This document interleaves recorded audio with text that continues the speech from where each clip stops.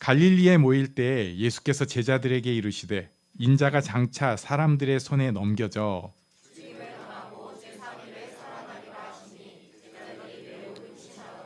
가버나움에 이르니 반세겔 받는 자들이 베드로에게 나와 이르되 너의 선생은 반세겔을 내지 아니하느냐.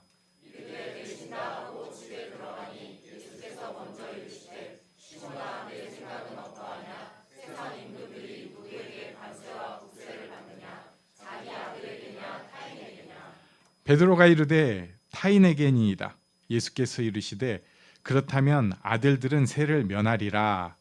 그러나 우리가 그들이 실족하지 않게 하기 위하여 내가 바다에 가서 낚시를 던져 먼저 오르는 고기를 가져 입을 열면 돈 한 세겔을 얻을 것이니 가져다가 나와 너를 위하여 주라 하시니라. 아멘.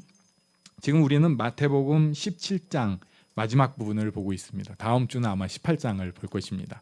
그런데 지금 16장부터 17장의 주요 내용들은 우리가 잘 아는 말씀, 마태복음 16장 16절의 고백을 근거로 하고 있습니다. 그래서 우리 이 말씀 한번 같이 시작.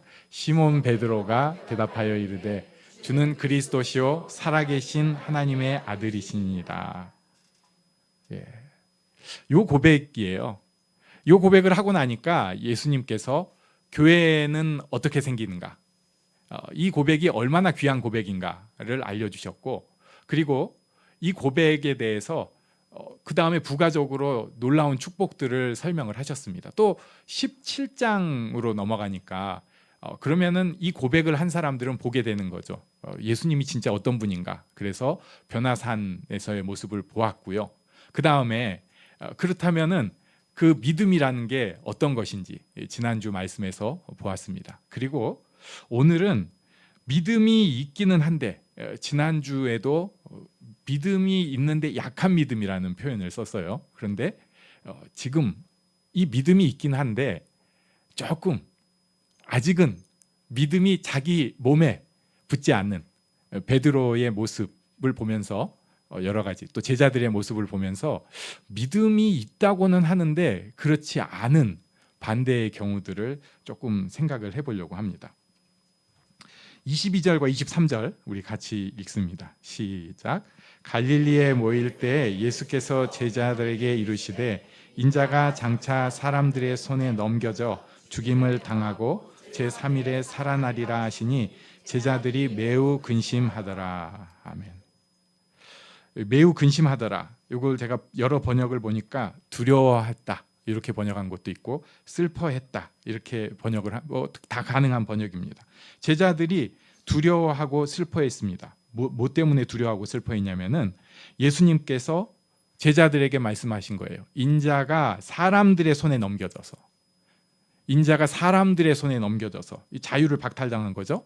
그리고 죽임을 당하고, 그냥 고난이 아니라 죽임이에요. 사람들의 손에 넘겨져서 죽임을 당하고 그리고 제3일에 살아나리라. 이 말을 들으니까 제자들이 굉장히 불편합니다. 두려워하고 슬퍼했어요. 왜 그랬을까? 그때 당시 모든 유대인들은 메시아에 대해서 배운 게 있습니다. 들은 풍월이 있어요. 메시아가 오시면 우리는 행복해진다. 우리는 자유케 된다. 우리가 지금까지 이 열강의 압력 속에서 이렇게 숨도 못 쉬고 예배 드릴 때도 막 이렇게 뭔가 딜을 해야 되고 눈치도 봐야 되고 이런 거 이제 없다. 우리가 이 모든 민족들 열방 가운데에서 제일 높은 나라가 될 것이다. 그리고 이 일은 메시아가 오면서 이루어질 일이다. 이런 생각을 하고 있었어요. 선지서들이 계속 그런 뉘앙스로 설명을 하니까 자기들은 영적인 새로운 세계가 열리는 것은 생각을 못하고 그냥 땅에 속한 육신의 나라로만 생각을 하는 거예요. 메시아가 오시면 뭔가 장관 체계가 바뀌고 왕정이 아니라 하나님께서 왕 되시고 그 가운데에서 우리는 따라가는 그런 나라가 되지 않을까. 뭔가 좀 재밌고 좀 뭔가 행복하고 뭔가 이제는 좀 팍 뚫린 그런 나라가 되지 않을까. 이런 생각을 다 하고 있었는데 예수님께서 전혀 다른 얘기를 하시는 것입니다. 사람들의 손에 넘겨져서 죽임을 당하고 그리고 3일째 살아난다. 여기서 우리가 믿음에 대해서 아주 중요한 것을 하나 생각을 해야 됩니다. 믿음은 내 생각과는 다른 것을 받아들이는 것입니다. 믿음은 내 생각과는 다른 것을 받아들이는 것입니다. 가장 중요한 고백, 예수님에 대한 고백이 있다면 그 다음에는 나를 사랑하시고 내게 생명을 주시는 분을 믿고 받아들이고 내려놓아야 합니다. 믿고 받아들이고 그래서 내려놓아야 합니다. 이게 굉장히 힘든 일입니다. 인생이 어느 정도 내 생각대로 좀 진행이 돼야지, 내가 인생에 대해서 계획하고 있는 것이 좀 이렇게 착착 진행되는 게 있어야지 살맛이 나잖아요. 그리고 그래야지 좀 하고, 공부도 내가 공부를 했을 때 성적이 좀 나와야지 이게 공부가 되지, 벽 보고 공부하는 것 같고 했는데 점점 점수가 떨어지면 공부 안 됩니다. 그러니까 똑똑한 애들, 성적을 잘 받는 애들의 특징은 초장에 재미를 느끼는 거예요. 근데 이게 전혀 못한 애들이 있어요. 그때 좀 놀아가지고 초장에 한번 재미를 놓치고 나면은 사실 굉장히 힘듭니다. 인생도 그렇죠. 내가 생각한 대로 이렇게 조금 굴러가주는 맛이 있어야지 인생이 되는데 그게 안 된다? 만만치 않습니다. 내 인생이 내 생각과는 다른 길로 간다? 그리고 내 자녀의 인생이 내가 생각하는 것과는 다른 길로 간다? 이거 굉장히 힘든 일입니다. 그러나 믿음이 있는 사람은 믿고 받아들이고 그래서 내려놓아야 합니다. 또 어떤 경우에는 가끔 인생이 착착 진행되는 것을 볼 때도 있어요. 그런데요, 그렇게 착착 진행되는 인생은 한 방에 더 크게 데미지를 받을 수 있습니다. 또 이상한 것이 자기가 그래서 정말 조심하고 머리도 좋고 이 땅에서 운도 좋아가지고 인생이 별 고통 없이 진행되면은 진짜 행복하고 만사가 좋을까? 남들 보는 데서는 그렇게 보이게 하려고 해요. 남들한테라도 인정을 받으려고. 그런데 정작 잘 굴러가고 있는 자기 자신은 처음에는 좋았는데 조금 지나고 나니까 그 다음부터는 한숨이 나와요. 이해가 안 되는데, 다 잘 되고 있는데 한숨이 나와요. 그리고 다른 사람들이 막 어렵네 저렵네 하는데 자기가 볼 때는 사실 그거 다 자기는 이겨냈거든요. 그리고 잘 굴러갔어요. 세상에 성공했어요. 그런데도 더 고통스러운 마음을 느끼게 됩니다. 이게 사람이라는, 하나님의 형상을 가진 사람이라는 존재가 가지는 참 이상한 특징이에요. 안 굴러가도 힘들고, 잘 굴러가도 처음에만 좋지 나중에는 또 힘들고, 많은 간증들이 사실은 이 범주에 있는 거예요. 어떤 분들이 완전히 인생 망한 사건들이 있잖아요. 저 가장 최근에 그래도 재밌게 본 게 이 메이저리그에서 이렇게 잘 나갔던 강머식이라고 하는 선수가 있어요. 다 아시는데 그분 창피하게 또 음주 사건이 뭐예요? 그래가지고 완전히 야구판에서 거의 이렇게 쫓겨났어요.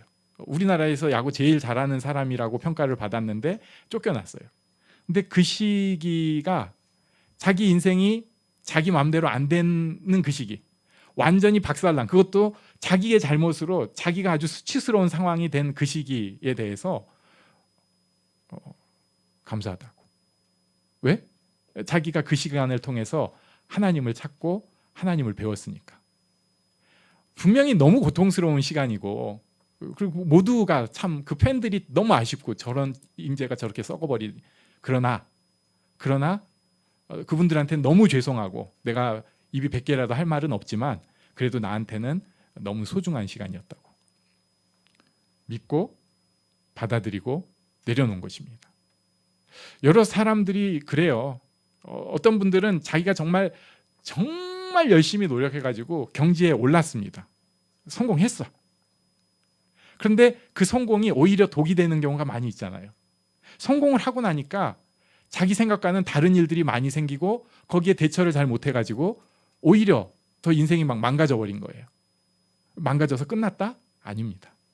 그 망가짐도 또 그 속에서 믿고 받아들이고 내려놓았을 때 하나님께서 더 놀라운 축복을 주시는 것을 다 고백을 해요. 이게 보통 간증들입니다.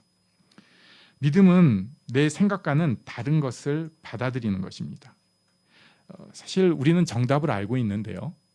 예수님의 고난과 죽음, 부활은 인류 역사의 가장 크고 놀라운 축복입니다. 제자들은 그들에게 주어진 이 최고의 선물을 지금 예수님이 알려주시는데 듣고 괴로워하고 있는 거예요. 그때는 몰랐기 때문에 그렇습니다. 나중에 알았어요. 그러고 나니까 예수님 이 십자가 그리고 예수님 부활 이게 인류에게 주신 가장 큰 축복이고 선물이구나. 그래서 그거 알리겠다고 제자들이 다 그들의 인생을 바칩니다. 목숨까지 바쳐서 이 축복된 소식을 전하는 거예요. 지금 상황에서는 이해가 안 돼서 두렵고 슬픈 일이지만 믿음은 내 생각과는 다른 것을 받아들이는 것입니다. 예수님 하나님의 아들이십니다. 메시아이십니다. 라고 고백한다면 지금 내 인생 가운데 또 하나님의 뜻이 있다는 것을 믿고 받아들이고 그래서 꽉 쥐려는 게 아니라 내려놓는 것이 필요합니다. 요 축복이 우리에게 꼭 있기를 바랍니다. 제자들이 지금 요걸 좀 놓쳤는데요. 우리는 믿음 때문에 우리 삶을 받아들이면 좋겠습니다. 우리 옆에 계신 분에게 받아주세요. 말씀해 주십시오. 네, 자기 인생 받아줘야 됩니다. 근데 이 상황에서 두 번째 믿음이 있는데 지금 좀 헤매고 있는 상황을 보여주는 게 24절 내용입니다. 또 24절 같이 읽습니다. 시작. 가버나움에 이르니 반세겔 받는 자들이 베드로에게 나와 이르되 너의 선생은 반세겔을 내지 아니하느냐. 이게 무슨 얘기인가? 이 성전세를 걷는 사람들이에요. 반세겔 받는 자들. 이 사람들은 그냥 로마에서 세금 걷는 거하고는 좀 다릅니다. 성전세라는 것은 무엇이냐면 남자로 성인 20세부터 뭐 60세로 볼 수도 있고 50세로 볼 수도 있는 그 남자들이 성전에 갈 때 1년에 한 번씩 내는 건데요. 반세겔을 냈다고 합니다. 이게 막 뭐 억지로 내는 건 아니에요. 그런데 내가 유대인 남자다, 성년이다 그러면은 일종의 그 자기 아이덴티티로 그걸 내는 거라고 할 수 있습니다. 근데 이것을 질문을 딱 하는 거예요. 베드로한테. 너네 선생, 그러니까 예수님 그 세금 내시냐? 왜 또 베드로한테 질문을 했을까? 왜 그랬냐면 그때 당시는 랍비에게 그렇게 대놓고 가서 물어보는 건 조금 무례하다고 여겼던 것 같아요. 그래서 나름 제자한테 그러니까 다 들리게 하는 거예요. 니네 선생은 성전세 내 안 내? 뭐 이런 거죠. 그러니까 베드로가 대뜸 거기서 성전세 내시지 라고 대답하는 게 그 다음 절입니다. 우리 25절 같이 읽습니다. 시작. 이르되 내신다 하고 집에 들어가니 예수께서 먼저 이르시되 시몬아 내 생각은 어떠하냐? 세상 임금들이 누구에게 관세와 국세를 받느냐? 자기 아들에게냐 타인에게냐? 예수님께서 말씀을 해주셨어요. 이게 아들한테 아버지가 세금을 받니? 여기 지금 이제 좀 큰 애들이 있는데요. 앞으로 우리 집에 살려면 세금 내. 강준이 지금 처음 예배 들어오니까 잘 몰랐지? 여기 다 세금 내고 사는 거야.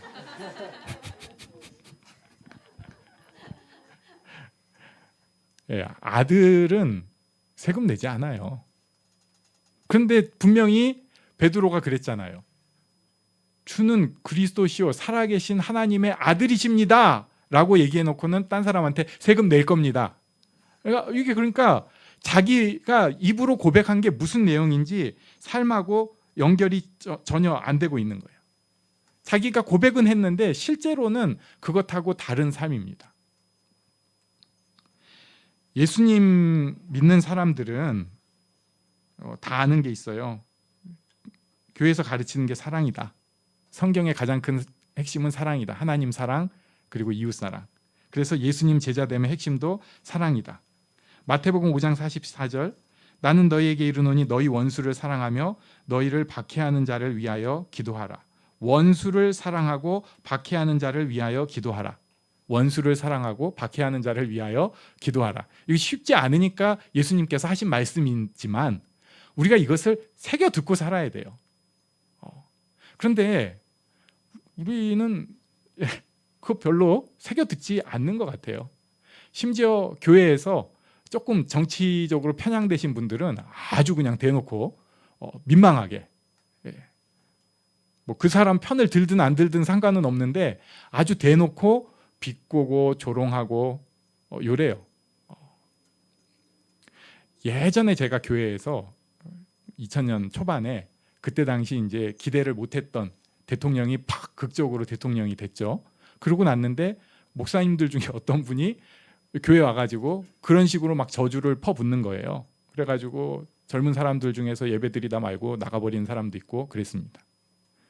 좀 미쳤구나 저런 건 목사가 아니지. 제가 지금 같으면 이렇게 얘기를 할 텐데 그때는 조금 순화시켜서 얘기는 했죠. 저거는 아니야. 이렇게 얘기를 했는데 그 반동이 어떻게 됐는가? 그 다음에 이제 정권이 또 바뀌었어요. 그러고 나니까 이제 또 반대쪽 사람들이 아니 목사님들이 강단에서 그렇게 얘기를 했으니까 우리도 할 수 있는 거 아니냐 하면서 저주를 막 그냥 더 크게. 뭐 크리스찬이 아니면 그럴 수 있죠. 그것도 또 우리나라 정치의 한 현상으로 받아들여야 된다고 생각을 하려고는 하는데 그런데 예수 믿는 사람이라면 그건 아니잖아요. 어떤 사람에 대해서 당연히 뭐 정치라는 게 흠을 찾아낼 수도 있고 조금 욕을 할 수도 있지만 예수 믿는 사람이라면 좀 웃기는 얘기인데 그렇게 얘기를 하면 집에 가서 그 사람 위해서 축복하고 진심으로 기도를 해야 되는데 그러실 거예요. 저는 그러기 싫어서 저주도 안 할 겁니다. 삶하고 안 맞는 거예요. 그리고 우리 주변에 이제 내 삶에 연관을 끼치는 사람들이 있어요. 내 주변에 나를 굉장히 힘들게 하는 사람이 있습니다. 물론 너무 힘들게 하고 내 주변에 있으면 그럴 때 먼저 해야 될 것은 어쩌면 차단이 필요해요. 왜냐하면 내가 거기 지금 뭐 요새 뭐 어려운 말인데 가스라이팅 이런 얘기 하잖아요. 왜냐하면 휘둘리거든요. 그러니까 차단이 당연히 필요합니다. 차단을 하는 게 필요해요. 그런데 그 다음에 감정적으로 이성적으로 그 일에 대해서 내가 싸우고 정리를 해야 됩니다. 그리고 나서 그 다음에는 내 내면에서 대면을 하는 거예요. 그 사람과의 상황에 대해서. 그리고 그것에 대해서 내가 용납하고 이겨낼 수 있어야 되는데 그런데 이 과정이 제가 남 일이니까 이렇게 쉽게 이론이니까 설명을 했지만 실제로 자기가 하기에는 불편한 거예요. 힘든 거예요.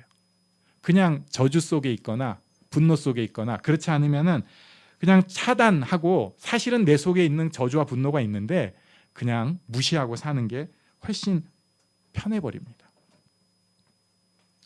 교회 다니고 신앙생활하고 그것도 몇십 년을 은혜도 받았는데 아직도 속에 구렁이가 저주의 구렁이가 막 꿈틀꿈틀 하는 거예요. 예수 믿는 사람은 발끈할 수 있죠.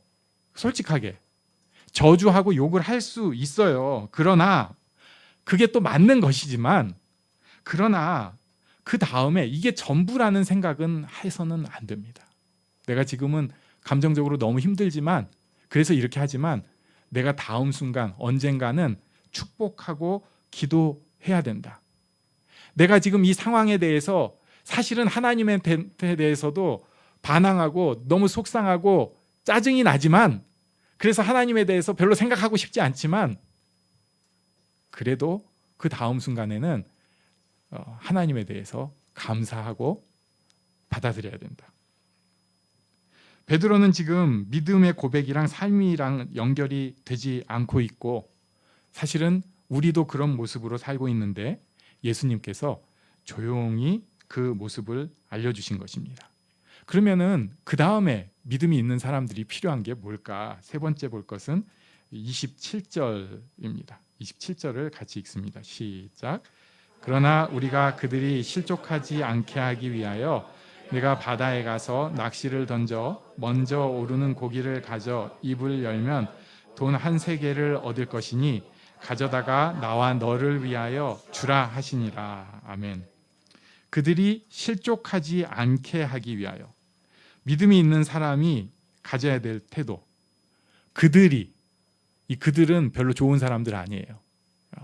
그리고 믿음의 눈으로 보면 무시해버려도 되는 사람인데, 그들이 실족하지 않게 하기 위하여서, 그래서 그들의 눈높이 맞춰 살아주라는 것입니다.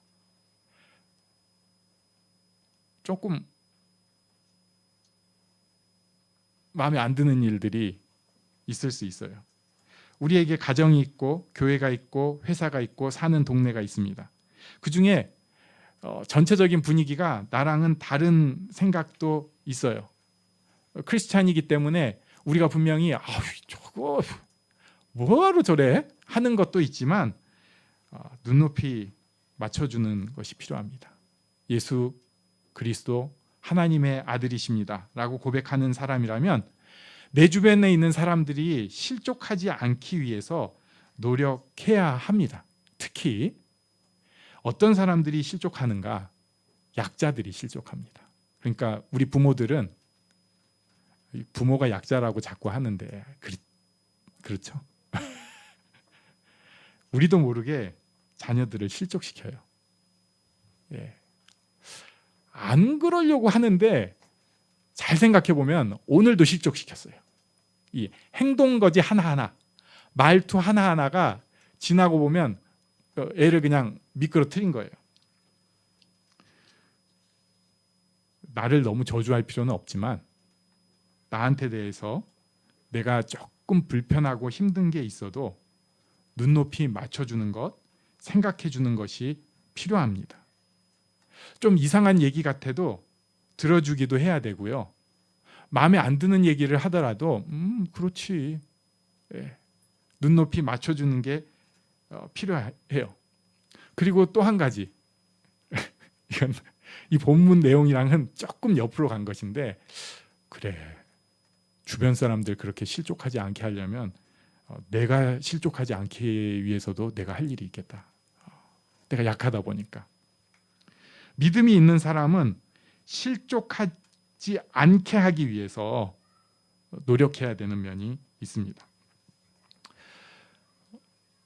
우리는 신앙 고백이 가장 중요하다는 것을 알 수 있어요. 왜냐하면 그 신앙 고백을 통해서 사람이 속한 세계가 달라집니다. 세상을 보고 사느냐? 하나님을 보고 사느냐? 지금 내가 완벽하다는 얘기가 아니에요. 그러나 신앙 고백은 내가 무엇을 보고 바라보고 사느냐를 결정짓는 굉장히 중요한 것입니다. 저는 우리에게 이 신앙 고백이 날마다 있으면 좋겠습니다. 그런데 이 신앙 고백이 또 삶으로 투영되어야 합니다. 이 믿음의 고백이 삶 가운데 드러나야 합니다. 그것은 하나님께서 나를 사랑하시고, 이해가 안 될 때도 있지만 하나님께서 내게 이런 상황을 허락하셨다는 것입니다. 받아들여야 됩니다. 그리고 내가 정말 힘들 수 있지만 그 가운데 하나님께서 내가 믿음으로 뭔가를 하기를 원하신다는 거예요. 정답을 차라리 정해 주셔가지고, 야, 너 오늘부터 주기도문 100번, 성경 30분이 읽기, 읽으면 자꾸 딴 생각하니까 쓰기, 그러면 너 괜찮아. 이런 거면 더 좋겠는데 그렇지가 않아요. 하나님께서 인격이시기 때문에 우리를 끝까지 기다려주시고, 내가 내 마음을 터나여서 하나님께서 원하시는 그 걸음을 걷기를 정말 오래 기다리고 계십니다. 우리가 그 하나님의 마음을 캐치한다면, 믿음의 사람이라면 지금 믿음의 걸음을 한 걸음, 또 한 걸음, 너무 힘들면 반 걸음 이렇게 걸을 수 있는 우리가 되기를 원합니다. 이것이 참된 축복의 길이요, 하나님의 선한 영향력을 나와 이 땅에 선포할 수 있는 좋은 방법임을 믿습니다. 이 축복이 우리 모두에게 있기를 간절히 바랍니다.